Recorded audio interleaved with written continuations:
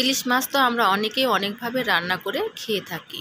আজ রান্না করব চাল কুমড়া দিয়ে ইলিশ মাছ। Welcome to my YouTube channel R cook house. ইলিশ মাছ প্রথমে ইলিশ মাছের আঁশ ছাড়িয়ে নিই। আমি এইভাবে ইলিশ মাছের আঁশ ছাড়িয়ে নিচ্ছি এবং ধুয়েও নিচ্ছি।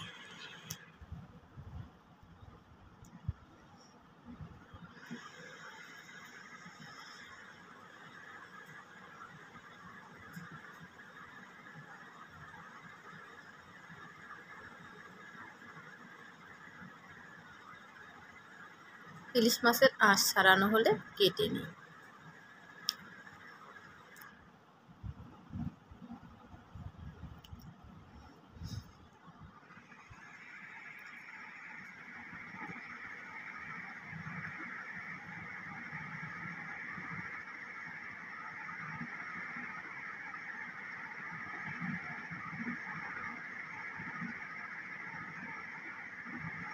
আমি ইলিশ মাছের চাকা করে কেটে নিচ্ছি, গাদা পিটি সহ চাকা করে কেটে নিচ্ছি।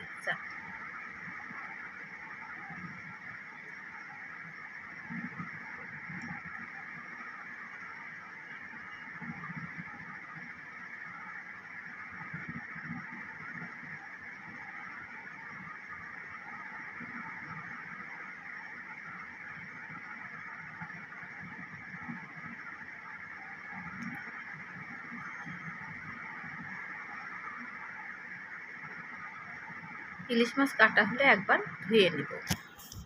ইলিশ মাছ কেটে টেটে একবার ধুয়ে নিয়েছি। চাল কুমড়া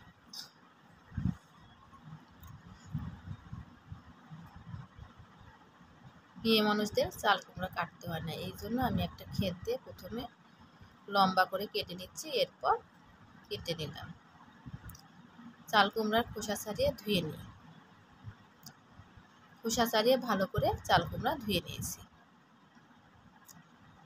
তারপর কেটে নিই। আমি ডুমো ডুমো করে কেটে নিচ্ছি।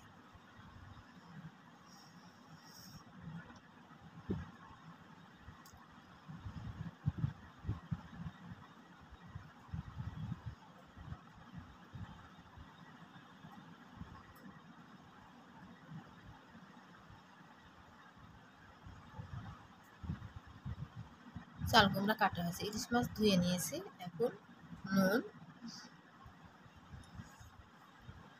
ও হলুদ গুঁড়া দিয়ে ভালো করে মেখে নিই।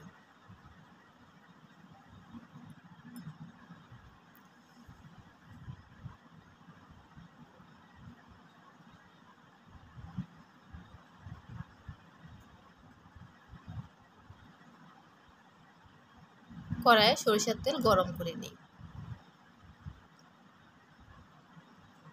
তেল গরম হলে তাতে হলুদ লবণ দিয়ে মেখে রাখা ইলিশ মাছ ছেড়ে দিই। মাছের এক পিঠ ভাজা হলে উল্টে অপর পিঠও ভেজে নিই।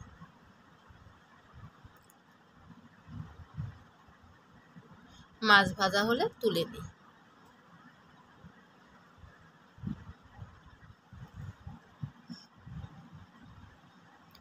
এখন ওই তেলে শুকনো লঙ্কা, জিরা,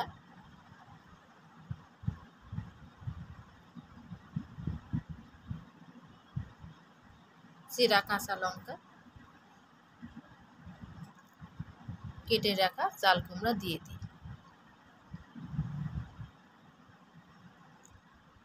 পরিমাণ মতো নুন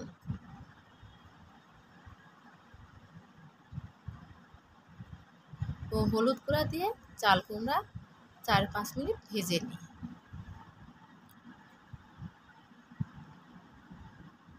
আর এদিকে সরিষা ভালো করে কষলে কষলে ধুয়ে নিই।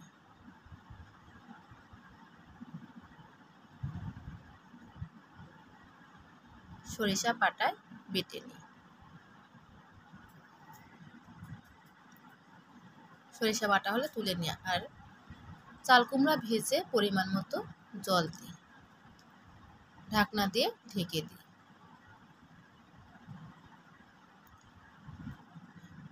ঝোল যখন ফুটে উঠবে তখন ঢাকনা খুলে ভালো করে নেড়ে চেড়ে নিই এবং ভেজে রাখা ইলিশ মাছগুলো দিয়ে দিই।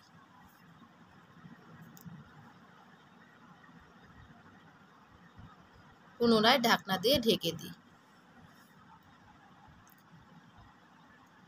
ঝোল যখন কিছুটা গাঢ় হয়ে আসবে তখন তাতে বেটে রাখা সরিষা দিয়ে দিই।